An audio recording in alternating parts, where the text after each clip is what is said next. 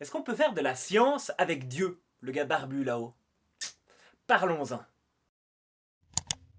Pour savoir si on peut faire de la science avec Dieu, la première question à se poser, c'est quoi la science? Et là, vous me connaissez, hein, je vais détailler un petit peu la réponse. La science, elle s'appuie sur deux piliers fondamentaux. Primo, l'observation. Je crois que ce que j'observe avec mes yeux là, c'est réel. Et deuxio, la raison. Je crois que je peux comprendre avec ma petite tête, que je peux comprendre et expliquer ce qui est réel. Sur ces deux piliers, on pose différents critères. C'est important. D'abord, on délimite le champ d'observation. Qu'est-ce que j'ai besoin d'observer pour répondre à ma question de recherche? Genre, pas besoin d'étudier la composition chimique des étoiles si je m'intéresse à la sexualité des fourmis. Un autre critère important, ça va être l'adéquation entre la méthode et l'objet. Est-ce que je m'y prends bien pour observer? C'est ça que ça veut dire. Les fourmis ne savent pas remplir un questionnaire de psychologie. Si je veux apprendre des choses sur elles, une loupe, ça me sera plus utile. On va aussi décrire soigneusement les procédures d'analyse pour que d'autres chercheurs, d'autres scientifiques puissent refaire les mêmes analyses, les mêmes recherches que moi et vérifier s'ils arrivent aux mêmes résultats. Ça s'appelle la vérifiabilité et la reproductibilité. Oui, c'est comme ça que les chercheurs se reproduisent entre eux. Au niveau de la science, évidemment. Bref, cette description des procédures, elle permet aussi de distinguer les présupposés que j'ai et les limites de ma procédure. Ça veut dire, est-ce que je m'y prends bien pour observer le réel? Par exemple, pour la sexualité des fourmis, je présuppose que les fourmis ne sont pas pudiques si elles savent que je les observe, contrairement à mes voisins. Mais dans le fond, on peut se poser la question, peut-être que les fourmis sont pudiques. Et peut-être aussi que la grosse loupe que j'utilise pour les étudier en plein soleil, ça les fait brûler et que donc ce que j'observe, c'est de la chaleur de fourmis et pas des fourmis en chaleur. Et tout ça me permet de choisir les outils méthodologiques que je crois être les meilleurs pour mon sujet de recherche. La science, ça nécessite aussi beaucoup d'éthique. Éthique, ça veut dire faire le bien. Le scientifique doit être honnête dans sa manière de faire et dans les résultats qu'il donne. Forcément, Et il doit aussi être libre de choisir ses sujets de recherche et de publier ses résultats librement. Sans ça, ses résultats risquent d'être biaisés. Biaisé, c'est un joli mot pour dire que c'est faux. Donc une fois que j'ai dit tout ça, on voit que la science, c'est d'abord une méthode. C'est pas un dogme, c'est pas une religion, c'est juste une façon de faire pour mieux connaître le monde. Et parfois, la méthode scientifique a ses propres exceptions. Par exemple, certaines sciences reposent sur des axiomes. C'est quoi un axiome? Un axiome, c'est un présupposé qu'on choisit de croire mais qu'on ne peut pas vérifier, impossible à vérifier. Par exemple, en mathématiques, on croit que le nombre 0 existe. Mais c'est impossible à prouver mathématiquement. En sociologie, on croit que le social explique le social. Et tout le développement de ces sciences va être cohérent, réel et vrai, si et seulement si l'axiome est aussi réel et vrai.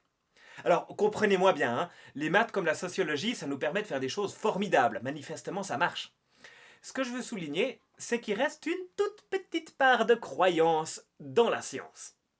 Je fais l'hypothèse que mes fourmis ne sont pas pudiques si elles savent que je les observe lors de l'accouplement.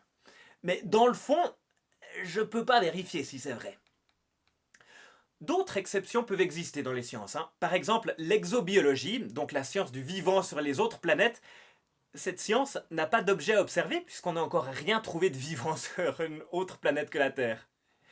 Et la paléontologie, l'étude des dinosaures et tout ça, ne peut pas vérifier ces hypothèses parce qu'il existe plus de grands dinosaures vivants à observer, à part dans Jurassic Park de Spielberg. Une fois qu'on a dit tout ça, on peut revenir à la question de départ de cette vidéo. Est-ce qu'on peut faire de la science sur Dieu?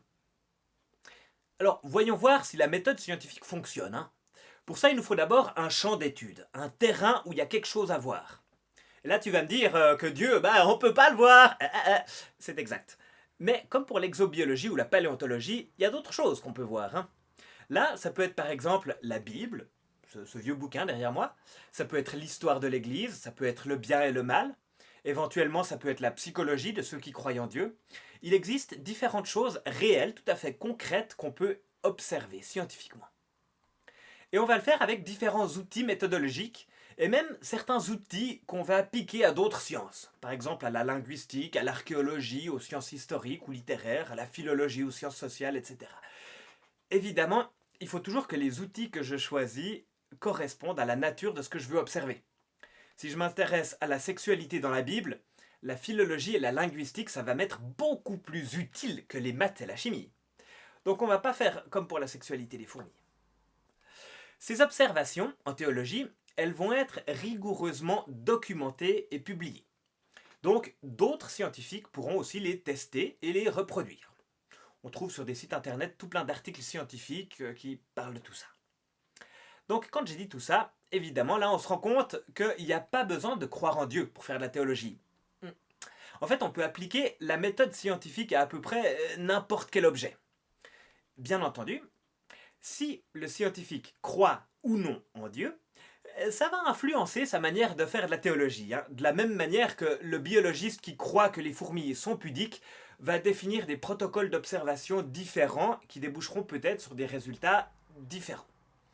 Ou de manière plus terre-à-terre, si l'économiste est de gauche ou si l'économiste est de droite, il n'aura pas les mêmes théories économiques. Finalement, la méthode scientifique, c'est formidable pour créer du savoir que je peux appréhender avec ma raison. Ça veut dire des choses que ma tête elle peut comprendre et enregistrer. C'est formidable et ça nous est super utile pour tout un tas de trucs qu'on utilise tous les jours. Mais la méthode scientifique, elle est aussi un peu limitée. Prenons l'exemple d'un gâteau au chocolat. Moi j'aime beaucoup le gâteau au chocolat. La science peut me dire ce qu'il contient. Elle peut poser des hypothèses très valables sur le processus de fabrication, la cuisson, le traitement du lait que j'ai utilisé, l'origine du cacao peut-être. Elle peut même poser des hypothèses sur le gâteau. Certainement, il n'a pas poussé tout seul sur un arbre. Son cuisinier a accès à du chocolat, du beurre et de la farine. Par contre, il y a certaines choses que la science ne pourra pas dire sur mon gâteau. Par exemple, quel est le prénom de celui qui a fait ce gâteau ? Dans quel but est-ce que le gâteau a été fait ? Pour le manger, pour l'offrir, pour le jeter à la figure de quelqu'un ? Et de la même manière, la théologie, elle permet d'étudier la Bible, le discours sur Dieu, elle permet de dire des choses concernant Dieu. Des choses très importantes. Mais elle ne permet pas de connaître Dieu personnellement, comme je connais ma femme ou mon enfant. Ça, c'est du domaine de la foi. Et on peut faire de la science avec Dieu, mais on ne peut pas réduire Dieu à un simple objet scientifique. Et toi, la science, t'en penses quoi ? On va étudier la composition chimique de Dieu, n'est-ce pas ? Alors, Dieu est composé à 70% de fibres végétales, à 10% d'encre de Chine, à 30% d'ocycitine et de sérotonine, à 50% de pain non levé et 50% de liquide issu du raisin. Il contient aussi 100% de matière de grasse, il est bienveillant, lent à la colère. Il contient 100% d'amour, 100% transcendantal et il est intrinsèquement relationnel. Si on calcule le pourcentage global, ça défie complètement la raison. Alors, je vous propose, on se retrouve dans 2 semaines pour une nouvelle vidéo. Ciao!